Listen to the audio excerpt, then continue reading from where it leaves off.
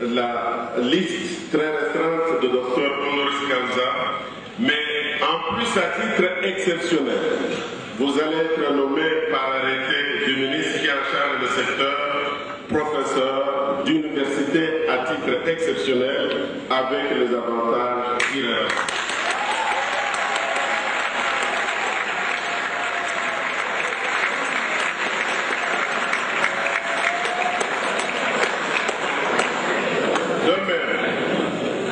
L'option qui est levée, c'est non seulement ouvrir la chaire sur l'écriture nord-africaine Mandombe à l'université de Kinshasa, mais dans les universités et les instituts supérieurs pédagogiques pour que, en collaboration avec le ministère de l'enseignement primaire, secondaire et professionnel, que l'écriture Mandombe fasse partie du programme officiel du secteur éducation du gouvernement congolais.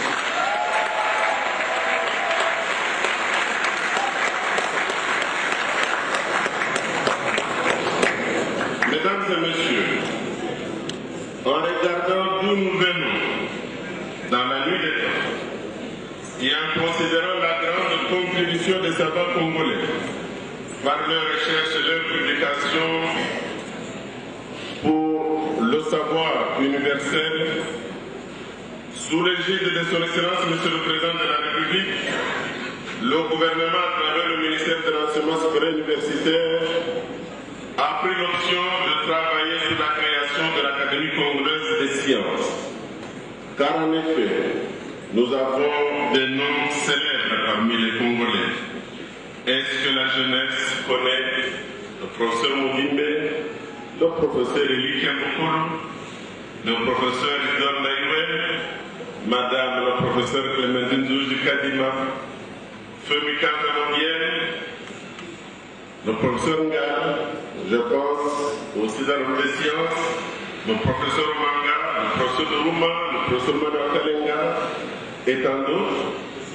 Il est donc important que notre pays, en se dotant d'une académie, puisse être en mesure de pouvoir non seulement canaliser et encadrer la contribution des scientifiques congolais, de valoriser les grandes contributions des scientifiques congolais.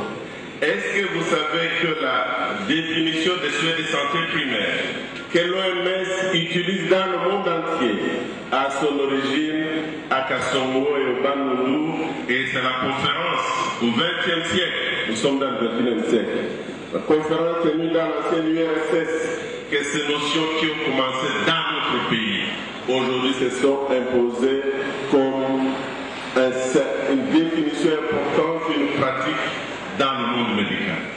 Est-ce que vous savez que les premières recherches sur le virus du VIH qui ont été organisées à Kinshasa et à Kikou et qui ont permis à ce que l'OMS puisse définir cette maladie dans ce qu'on appelle la conférence de Bangui, est-ce que vous savez que ce sont encore les professeurs congolais qui ont permis à ce que l'OMS aujourd'hui continue à utiliser cette définition?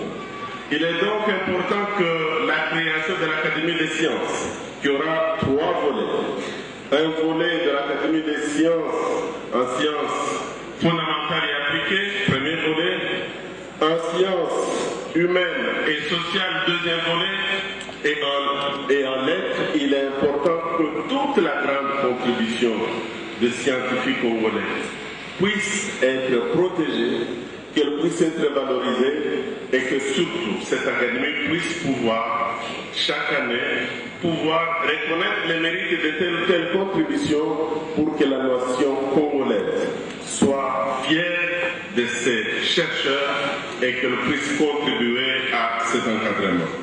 Nous veillerons à ce que dans cette académie figurent aussi d'éminents professeurs provenant d'autres pays africains et d'autres continents, mais sachez la détermination du chef de l'État à ce que les scientifiques, à travers l'Académie des sciences, puissent être en mesure, non pas d'attendre 23 ans. Wabila a attendu 23 ans depuis l'invention.